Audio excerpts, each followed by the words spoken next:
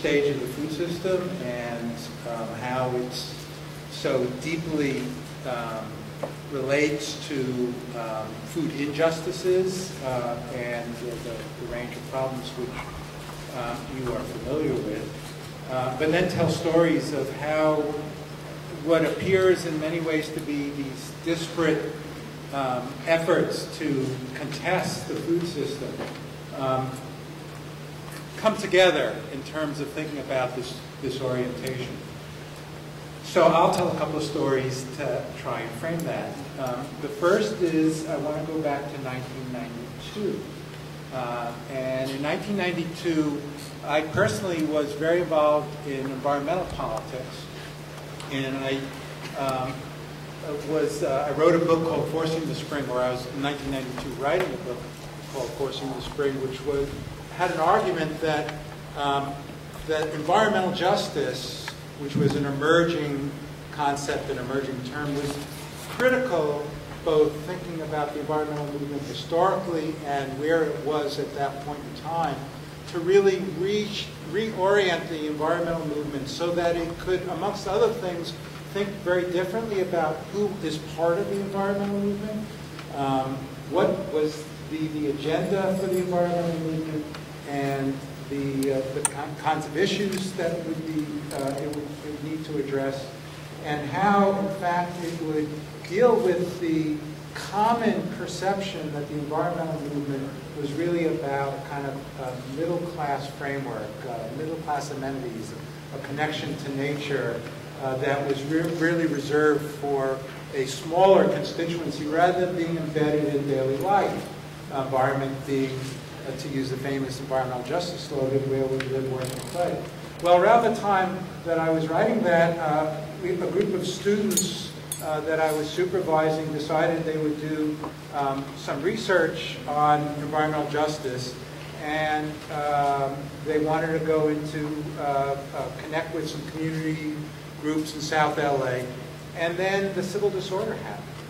The riots of 1992 in LA were a very powerful event that shook people up about the state of the economy, the state of the social order. And so the students decided, led by kind of a, well, I'll tell you who was led by in a second.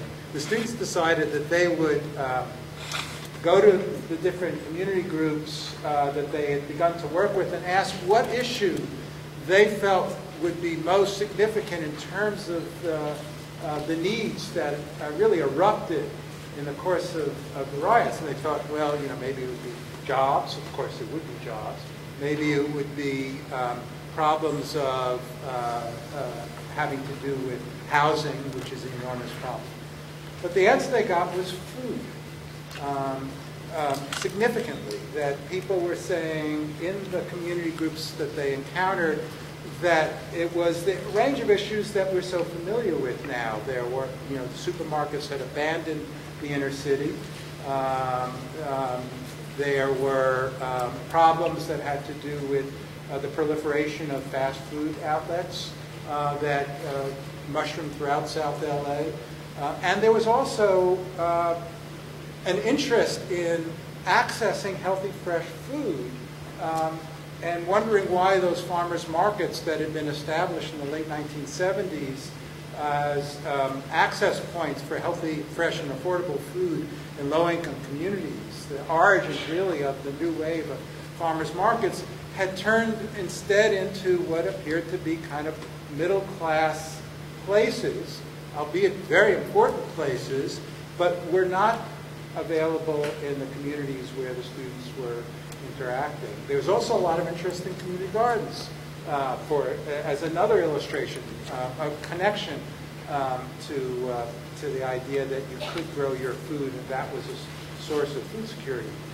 So out of that work, it really felt directly in terms of the work I was doing around the environment, the students leading the way, saying, you know, it's environment is where we live, work, play, and eat, and grow food. And thinking about the food system as a very powerful environmental justice issue really helped reorient the way for me, and led by that student, Andy Fisher, the efforts were made to create a new organization which was formed a couple of years later called the Community Food Security Coalition. That really was the part of the process for me personally, my story, about getting involved in what today I would call food justice issues. And then just jump quickly ahead to about 3-4 years ago, Anupama and myself and others of us at our entity called the Urban Environmental Policy Institute. And we had developed a number of programs around food that were under the rubric of what we then called the Center for Food and Justice, because we were also doing a lot of other things that were justice-oriented, whether it was dealing with immigration, whether it was dealing with transportation, whether it was dealing with housing, whether it was dealing with the whole political process. And we felt it was a moment of time. The National Farm to School Network was really emerging as a kind of a powerful expression of doing things differently. We had been involved in issues like working with affordable housing developers who wanted to make a connection around food, and other kinds of programs and other kinds of initiatives that really captured what we thought was an intersection of food and justice, but that the food movement in its very disparate parts was also experiencing, as at that moment in the early 1990s, the environmental movement was experiencing the accusation that it was really a niche movement, that it was people who could afford the food were really part of getting access to healthy, fresh, and food that tasted good. And it was, of course, a very unfair accusation in many ways because of the way, in fact, media characterizes social movements. But there was some vulnerability to the food movement about that accusation, even though we also knew that there were very powerful expressions of what we call food justice happening around the country and around the globe, and that it was important to establish that orientation, that language for the movement itself, to be able to articulate that we in the food movement are addressing two very connected and very significant ways of looking at food issues. The first is that we need to change the food system as a whole, and the food system as it intersects with so many of these other systems, whether it's transportation which relates to access, whether it's the nature of the political economy, whether it's the question of the infrastructure that exists, that you need to not simply operate in a single sphere. You needed to work through the system. You needed to think about the workforce in food. You needed to think about the people who did lack access to food. And you needed to think about the nature of food that was available across the system itself. So that was one part of our perspective, that it was a food system movement that we needed to create and think about in terms of this new orientation.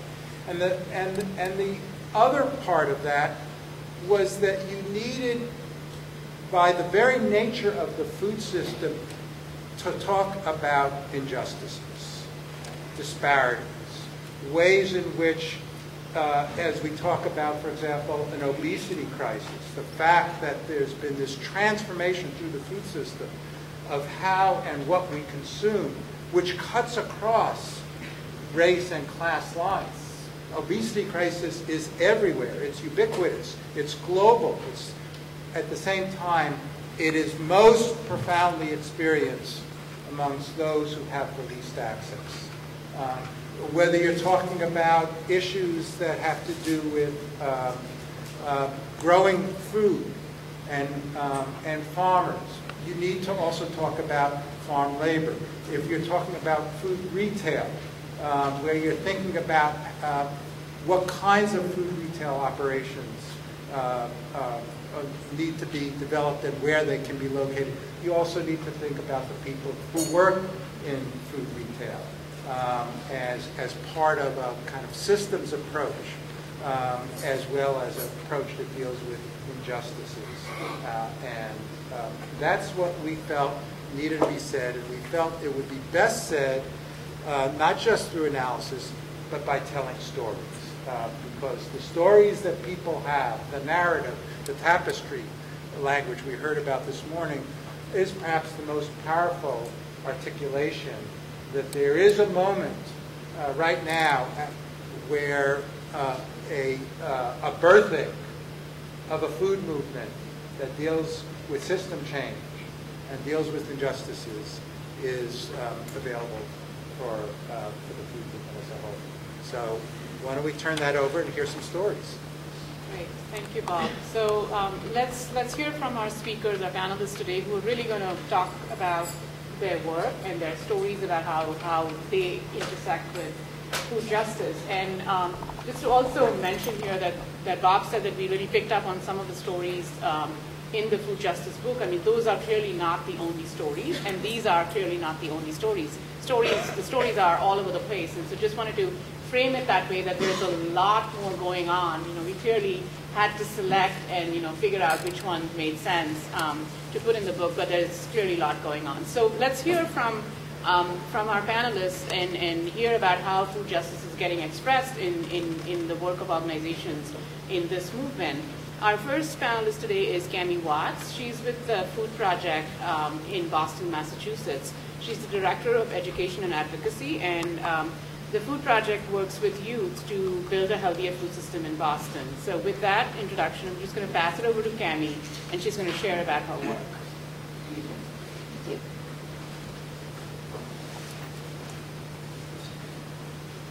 I'm not sure which direction to look here. Is this, okay. Okay, is that better? It's always hard to talk about the Food Project in 10 minutes, so I'm going to actually talk to you about it through the lens of the food justice work we do with youth. And the Food Project started 20 years ago, and I'd say for the first 12 years, we focused simply on bringing young people from very different communities and backgrounds together to grow food on land both in Boston and in the surrounding communities. And we gave most of that food away to hunger relief organizations or sold it through farmers markets. And we spent really 12 years working on personal change for those young people, getting our programs tight, getting them so they worked well, and getting our agriculture so we could produce a lot of food. We really didn't work on issues of food justice or social change at all, even though some brave person or bold person had inserted it into our vision statement, which was creating personal and social change through sustainable agriculture. But about maybe 6 to 8 years ago, something changed dramatically in Boston. And the first thing was that I think we felt confident.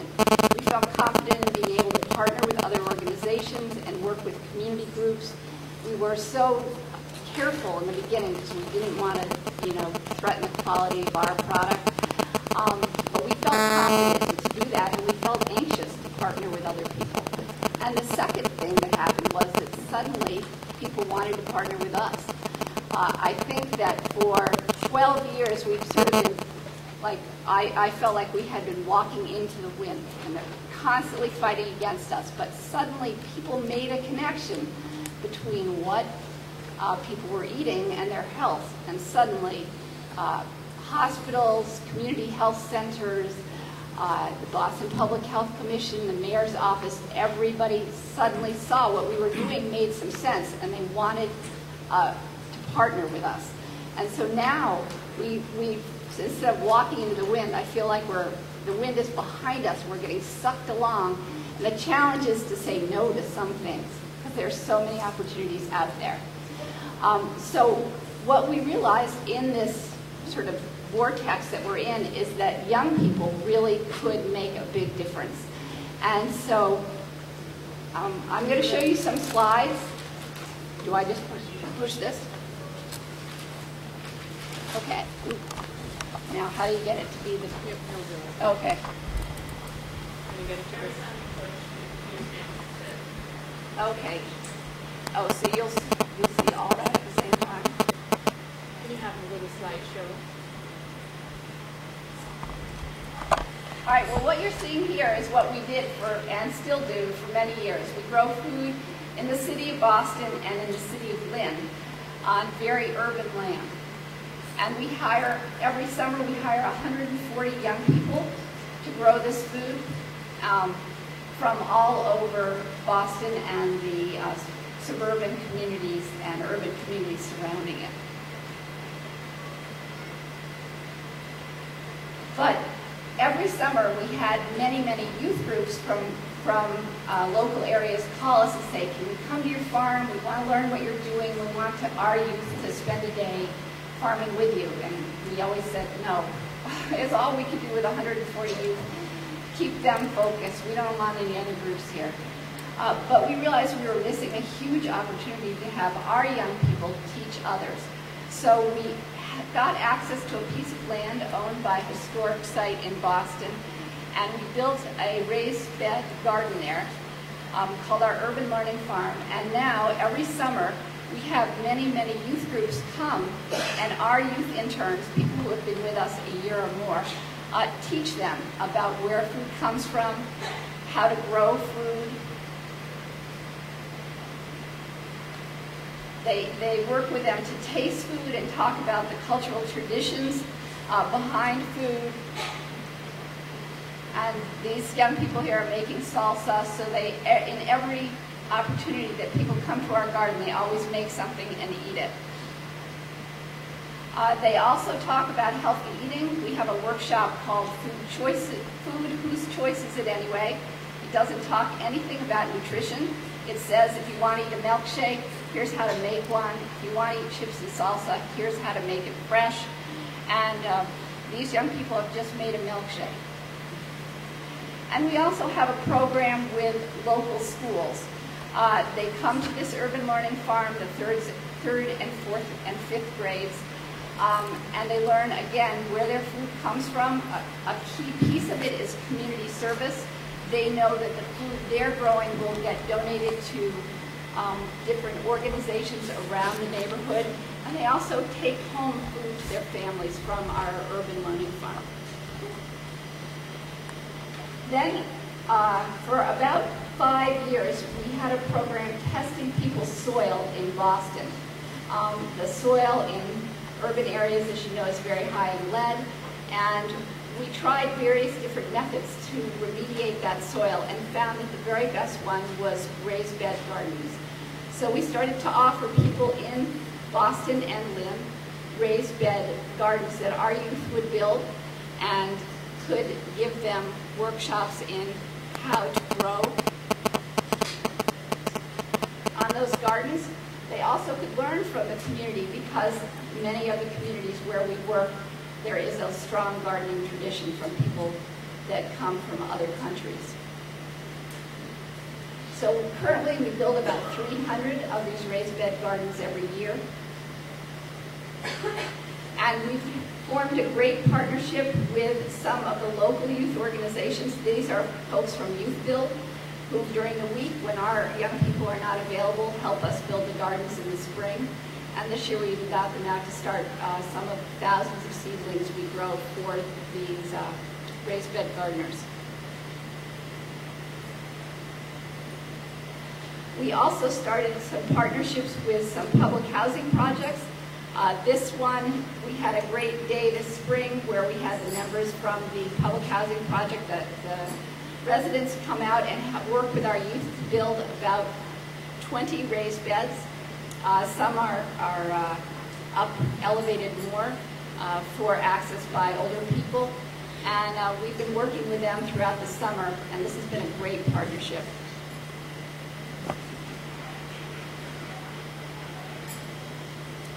As part of these programs, we work closely with community members, and we're very excited now to be using that whole measures for community food systems approach to planning and evaluating our community projects. And as you can see, we have very multi-generational meetings to do planning and evaluation. And as the speaker this morning was mentioning, appreciating the cultural sort of relevance of the food you serve at a meeting. Here we're having kachupa and soda, which is a popular sort of meal in our community in Boston. And we sort of cringe when we look at the Coca-Cola on the table that the community members brought the food. So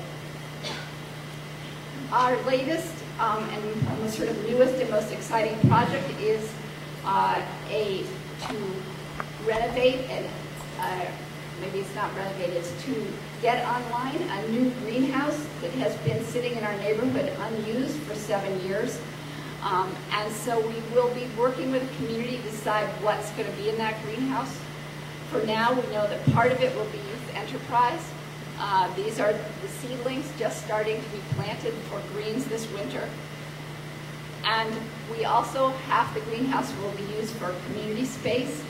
And this is so far what it looks like inside. We just got the cement pad poured where the wash station and some of the storage will be. And finally, before 2 minutes, okay. So one of the last areas we really work a lot with youth is running farmers markets in some of the under-resourced neighborhoods in and around Boston and Lynn. And our young people help us work with community members to sort of imagine the markets. We do recruiting of some of the immigrant farming farmers in the Boston area to come and bring culturally appropriate foods. This is a market that's primarily Vietnamese, and the green, Asian greens and things they grow appeal to this community. And we also work with them around making the markets EBT accessible. And our young people came up with a sort of a marketing, they helped design a marketing campaign for that to promote the program this summer. And they work at the markets running the EBT machine and doing outreach to community members to let them know that when they use their SNAP benefits at a market, we will match them to up to $10 with a program called Boston Value Bucks. And they also do all the tracking of the data on that program. Since market managers don't enjoy that piece. So I think that I will stop there. I could talk for the next hour, but I know there are other speakers here. I think that just sort of in conclusion, I think that the young people that we work with, they understand that what they're doing makes a difference. They're excited about moving from their own sort of personal change work into working with the community and seeing just when they go out to build a raised bed garden, how excited the gardeners are to get access to a small plot of land that now they can grow food. They go back and do site visits throughout the summer and see how those small gardens build community in a neighborhood from one family to another. And I think they're wonderful partners with us in doing all this work. Thank you, Kemi.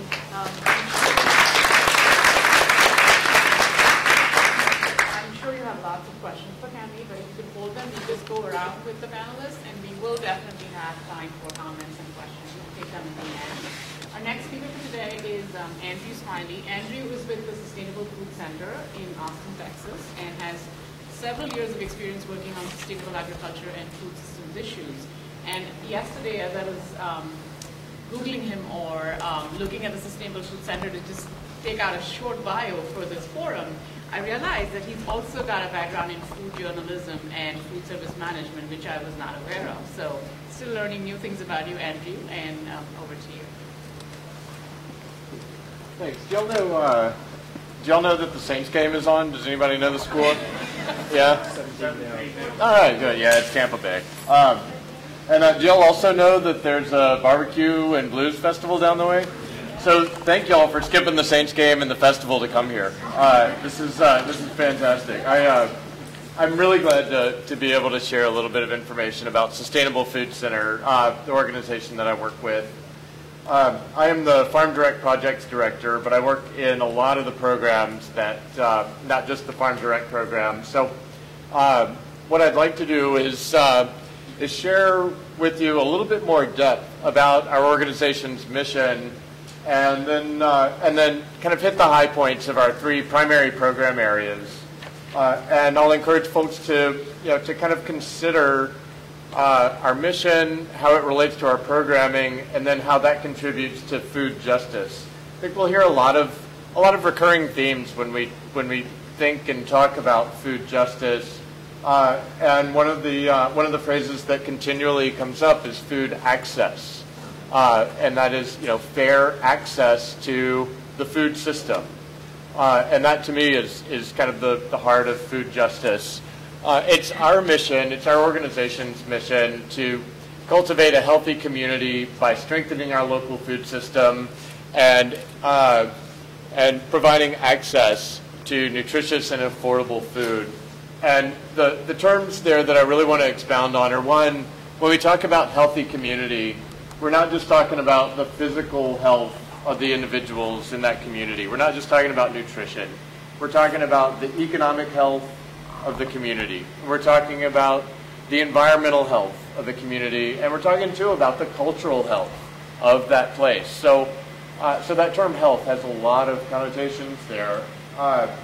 When we talk too about improving access to healthy food, we're talking not just about the physical access, being able to get to the food, but also being able to get to food that is economically accessible. That is, I can afford it, and I can use my family's economic instruments to buy it once I get there. We're talking about food that is, access in terms of culture. Obviously, the food has to be culturally appropriate.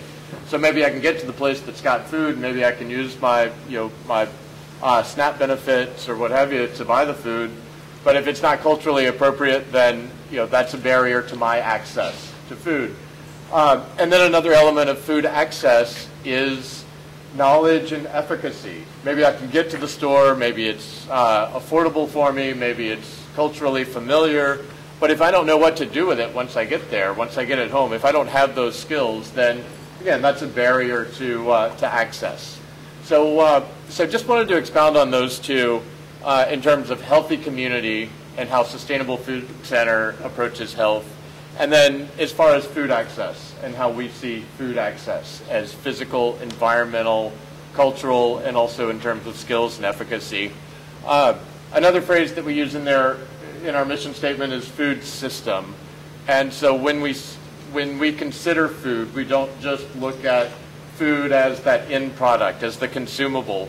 Food really is the whole system of production and marketing and distribution and preparation and consumption. It's the whole deal there. And so access to food includes access to every component, every aspect of the food system. And so when Sustainable Food Center describes the food system, we kind of simplify it in terms of growing and sharing and preparing healthy food. So everybody should be able to grow and share and prepare fresh, healthy food. Our 3 main program areas include growing food through our Grow Local Community and Youth Gardening program. We have a community garden leadership workshop as well as a school garden leadership program. We also provide free seeds and compost to gardeners in exchange for their producing food and sharing it with their neighbors. We lead some other gardening programs too, teaching some of the specifics about how to garden, as well as kind of brokering with landowners, including the city, on using land for urban agriculture and community gardening.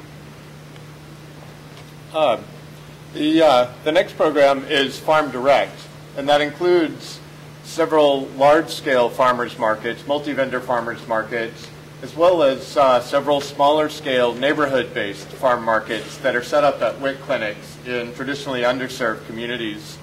All of our markets except the WIC FMNP benefits, Farmers Market Nutrition Program benefits, and all of our markets accept SNAP benefits or food stamp benefits.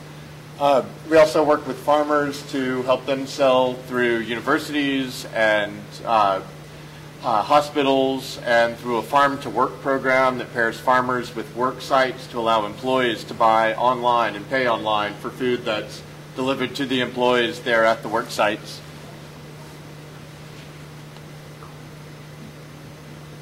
And then finally, the Happy Kitchen program. The Happy Kitchen is actually mentioned in Bob and Anupama's book, and that is a peer-facilitated nutrition education program.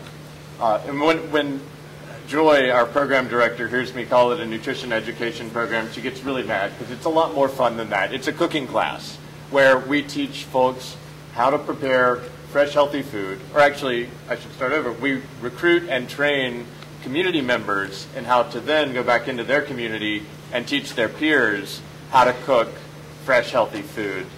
And in addition to teaching recipes from our Happy Kitchen cookbook, we provide the participants with a bag of the groceries that they can then take home and replicate the recipe at home.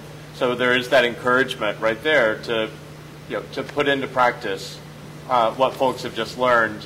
We also teach through the Happy Kitchen other skills that are needed for for providing your family with healthy food, like how to navigate a supermarket, how to set a weekly menu, how to write a grocery list, how to do your food budgeting. So these other skills that lead to better food access.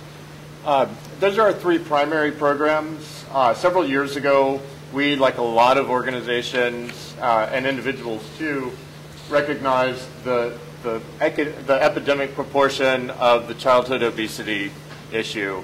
And so we rolled all of our programs into a project called Sprouting Healthy Kids, where we're working with farmers and school food service to incorporate local foods into the school cafeterias.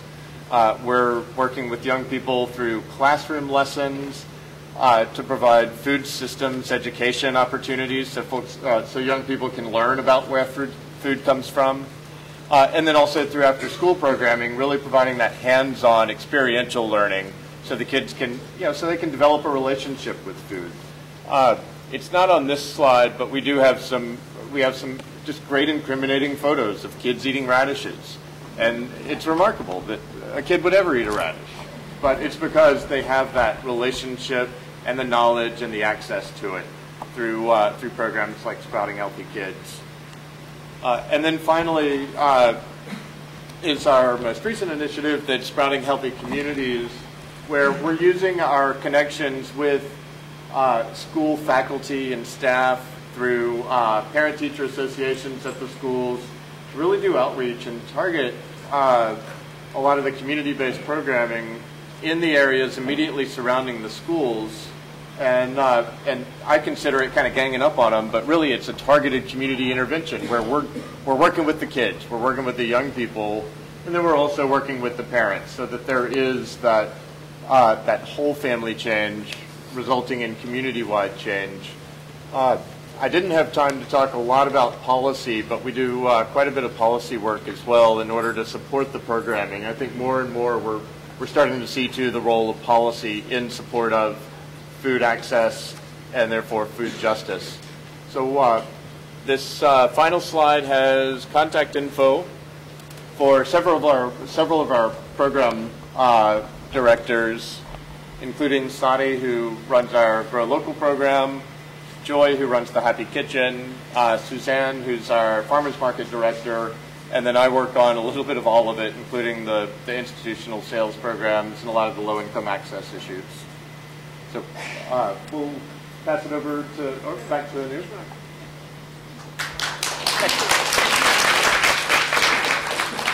Our next speaker for today is Eric Jimenez, who is the executive director of the organization called Food First in California. Eric is a longtime food justice, food systems advocate, and is also the author of several books, including a new one coming out called Breaking Through the Asphalt. Eric? Thank you. Actually, we changed the title on that book since it hasn't quite come out yet. It's called Food Movements Unite. Okay. And may I get my slide up, please? There we go. So, this goes back. You have to get that in 30 seconds. Yeah, hang on. Be ready. Come on now. Okay. This is so you just don't try to look at that last slide. So we've been talking about food justice, and I'm sort of going to take us from food justice towards food sovereignty. First of all, I want to commend the other two speakers for working with such fantastic organizations. And as I look in the audience, I can see a lot of people probably doing a lot of the same work, very practical, on-the-ground work, which is desperately needed in so many communities. And I think also towards the end of your talk, you mentioned that, and now you're moving into the policy arena as well. And I think that this is sort of a part of a coming of age of the food movement that's happening around the world. That people were first very much engaged with the immediate problems they're facing: lack of food, lack of water, lack of land, poor access to markets, very poor labor conditions and whatnot, dealing with those things in a very immediate way. But then beginning to move towards policy. In other words, going from practice to policy, to changing the rules which set the conditions in which we do our practice.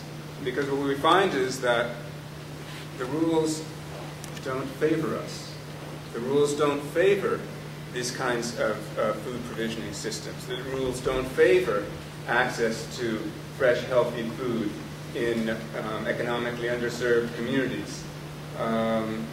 And so while the practice is very important, changing the way we do things, changing the way we think, changing the way we relate to each other, the policies are also very important, because that sets the rules and sets the context for what we do. But now we're beginning to see that while the policy is important, very oftentimes one can have laws, and you can have policies, and you can have regulations, and they're simply not respected. They call it dead policy. In other words, the policy has no teeth. There's no one there to really enforce it. And in fact, there isn't enough political will on the part of whomever the political decision makers are to enforce the policy, even if you've gone through the whole process of getting the policy in. And then from there we find that what's needed to enforce the policy is exactly that, is political will. So how do you get political will? And I think that the answer that people are beginning to realize, if you look back over history, how has political will been constructed? It's been through social movements. Social movements have constructed political will, and that's true in terms of anti-slavery, in terms of civil rights, in terms of the independence movements.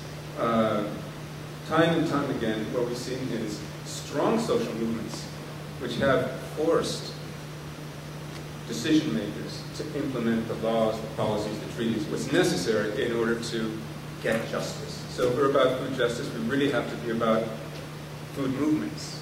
Right? Now this is a particular food movement called food sovereignty, and that's the definition to food sovereignty. I think it's very close to the definition to food justice. Right? But it tends to come from the global south.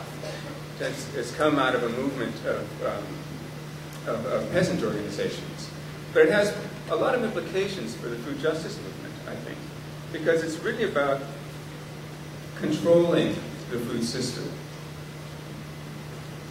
and ensuring food security by that control. It's about the democratization of the food system in favor of the poor, the underserved, and those who are being abused by the food system.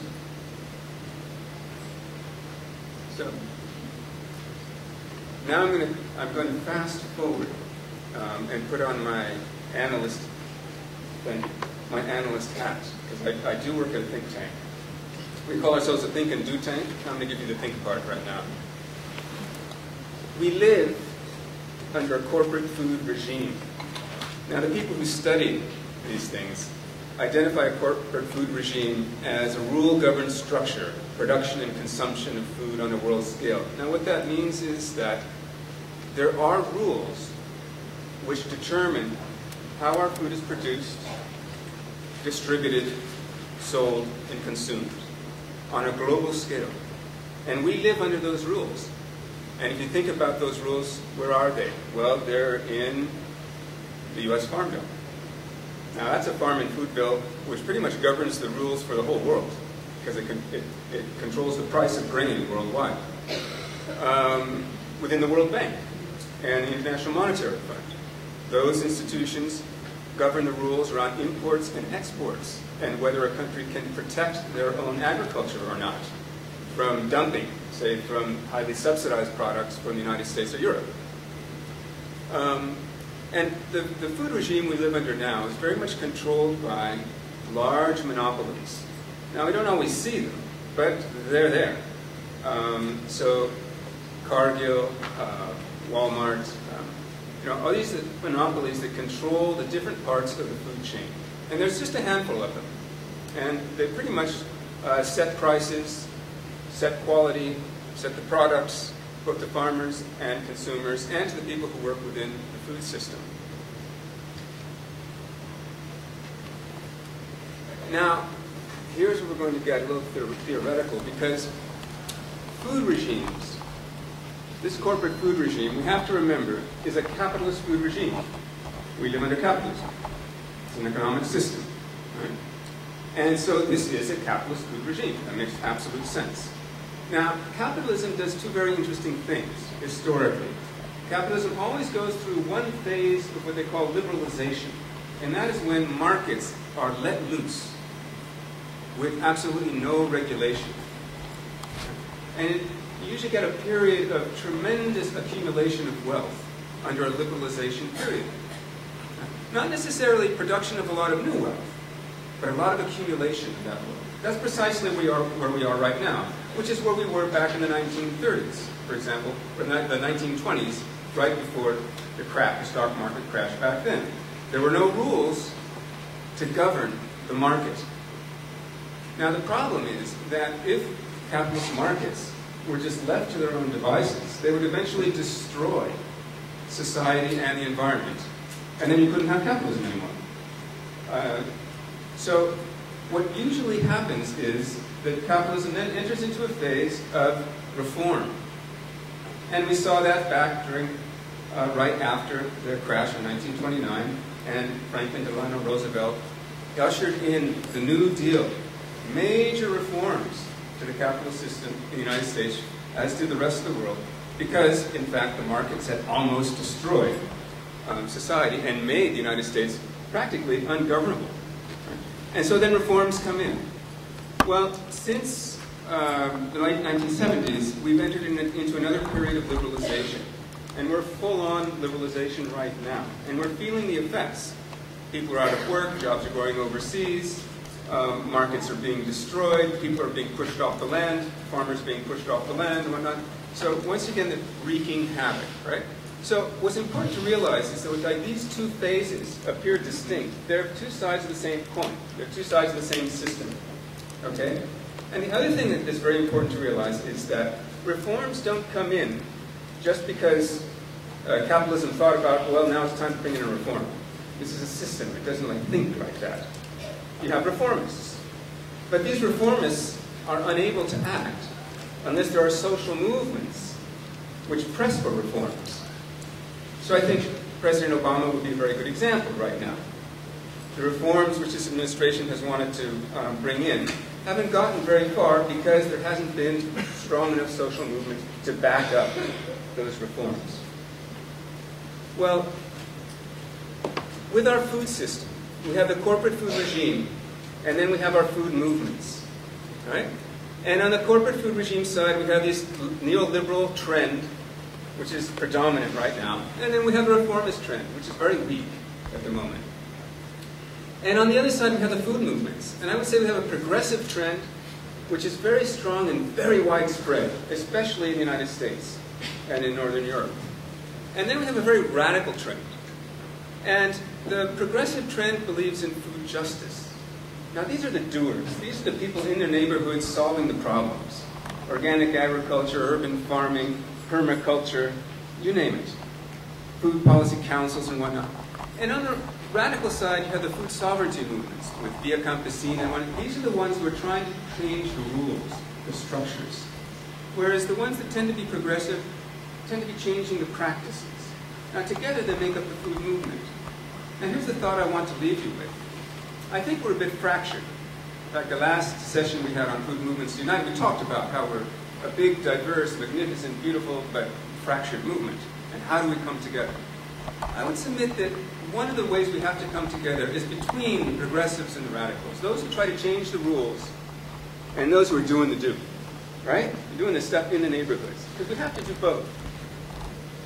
And I think that if we do that, we'll be able to have a food movement strong enough to actually bring about some reforms, or even some transformations to the corporate food regime.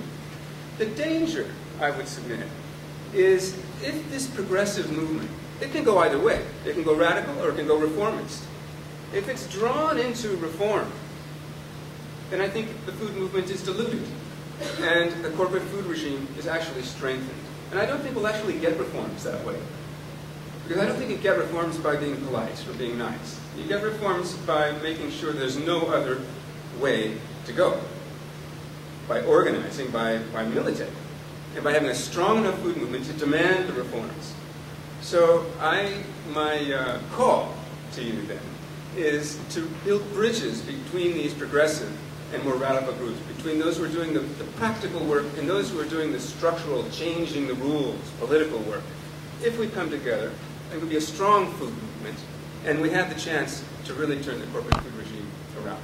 Thank you.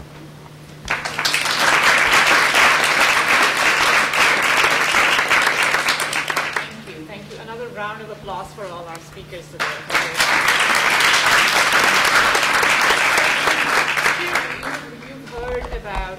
You've heard today about youth making a difference. You've heard about food access. You've heard about reviving cooking skills. You've heard about policy changes and structural changes that need to happen. I mean, clearly in the food movement, this is a pivotal movement in the food systems, food justice, food sovereignty movement, where we are sort of shaping the direction of how food advocacy is being done. Bridging, like Eric was saying, bridging the doers and the radicals, as he calls them. And I think our intent with the book, with the food justice book, was really how do we expand the reach and capacity of the folks that are doing this work to be able to expand and to be able to make structural changes and to be able to impact those changes. And how do we do that? How do we make those linkages that Eric was talking about? How do we identify, how do we influence the existing food system and change it in a way that we want it to happen? How do we identify with the food justice agenda? So, you might be doing certain projects, not necessarily realizing that, that is what is, that you are contributing to a food justice agenda. How do we come together as a movement, to be making those changes? And how do we link with, people within our own movement, but also people within other movements, public health? How do we link with environmental justice folks? How do we link with social justice folks within this country and also abroad? Because there are implications to how what's happening here in the U.S. Is impacting farmers and consumers in other countries as well. So how do we do that? And I think that is sort of really the premise for our book, as well as what we want to do in the future. Bob and I are going to be traveling across the country, doing talks such as these, as well as talks in the community to highlight efforts that are happening within communities.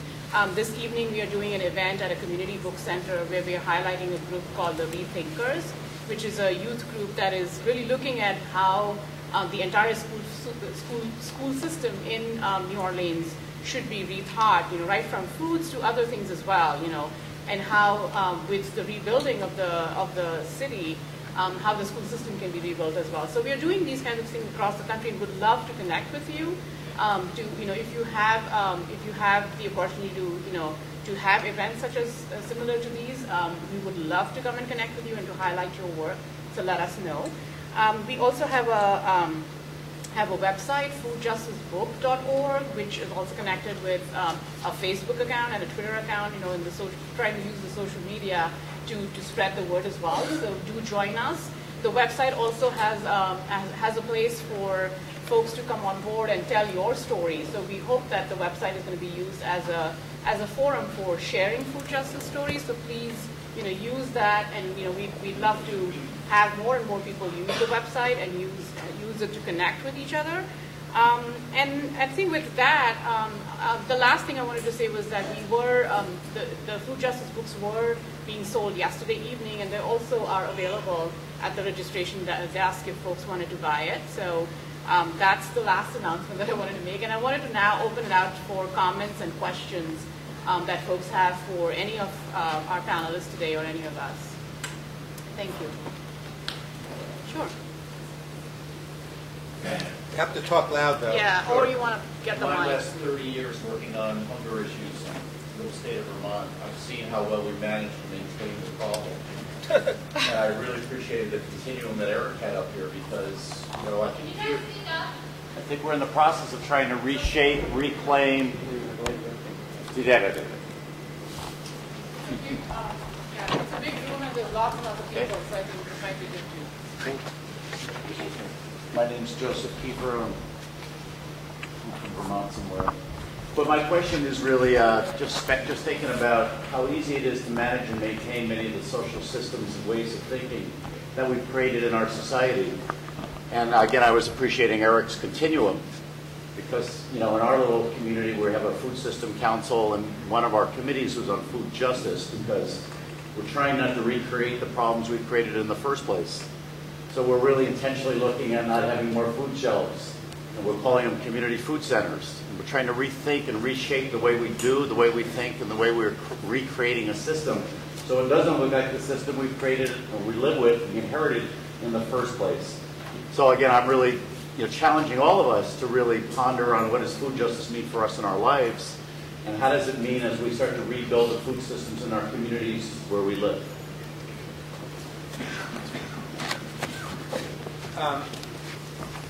We have a couple of phrases in the book that really get to the point that you're raising, and they come from an earlier generation of people trying to make systems change. One is goes back to the late 1960s, early 70s.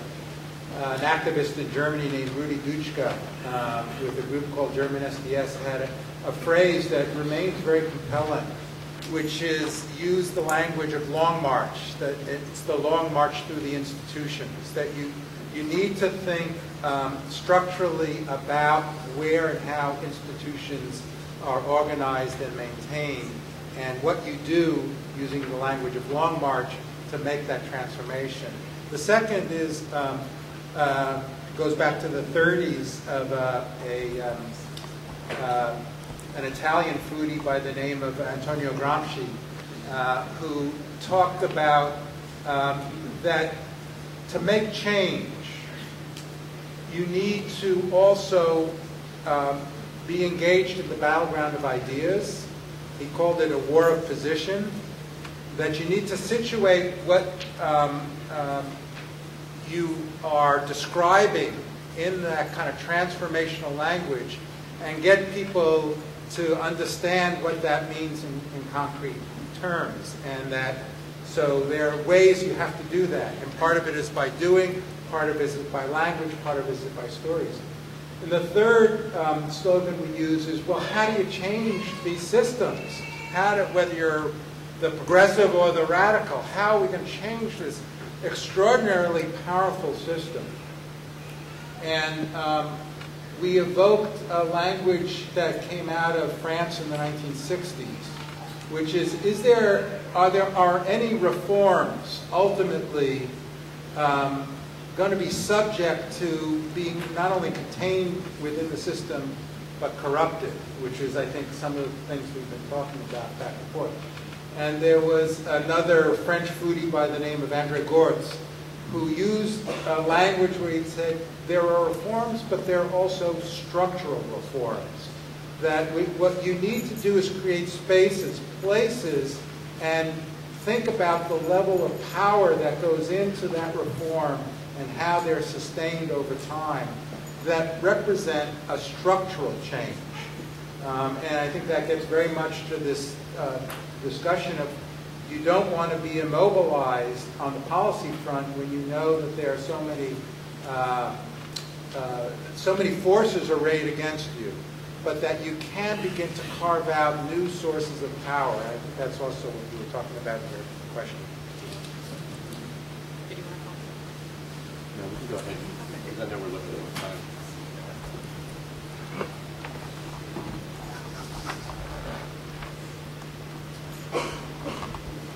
I love all the work we're doing, and I'm really grateful for another opportunity to talk about food justice. I'm do handle the report meeting. I got into every one of these conferences except last year in Iowa. One of the things that I guess struck me about this conversation again is, and I'm a mediator as well. When you talk about the importance of narrative, Bob, and I would love to have heard, for example, from a youth and families program. I mean, those are the transformative stories. The people who are on the stage this morning that are fighting that struggle every day, those are the narratives that are the important ones to get out there. And, you know, I mean, all of us middle people, you know, I just feel like a hustler sometimes. You know, maintaining my organization as a consultant outside of different kind of hustling. But there's a lot of important work going on. And there's a lot of people struggling that are distant from that work, and there are a lot of people that are serving. I think we've had this conversation over and over again. And as the conversation started, I saw a lot of people come walk out of the room because I think they lost interest in their stories aren't represented. And that struggle is just so key in terms of us elevating this work and building on the wisdom born of that struggle, power of the suffering that people are struggling with. I mean, you know, everybody from the cab driver who drove me to the airport in Portland, Maine, you know, people are telling me stories now, and they're not pretty. The economic environment that we're living in is just so oppressive for so many people. And I'm a very privileged person. I have a house in Portland, I have a garden, you know, in so many ways that I'm probably not fully prepared as I should be to give up that privilege that so many other people don't have access to. We talk about access. I walked away from food policy work almost 10 years ago because I couldn't bridge the connection between the struggles of the people that I was organizing with to make it represent what they needed at the policy level. And I needed to do something else. I needed to stand in the field and dig with them. So that's where I went for my next step. And you know, I'm still trying to figure it out. I don't have any answers, but I do think we need to hear those stories more visibly and more present. And again, you know, I love the work we're doing. I love coming to this conference, and I still need to challenge us to be better about bringing those stories to the table and really elevating them. You know, letting the middle people step back a bit and creating space for the people that are struggling to have access to the resources and the power that we have access to. And I think that's going to be the next evolution.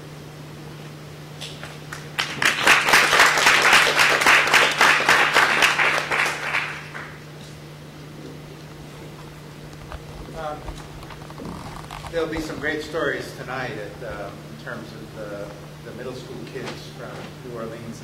I think the other thing to understand in terms of the discussion is that the argument about food justice is really important at this moment in time, so that the comments that Jim just made become the ways in which we think about the representation of change and that the food movement represents. And there's an importance in which that dialogue and that transformation within the food movement also has to happen. And I think that's the purpose part of what we're doing with the book.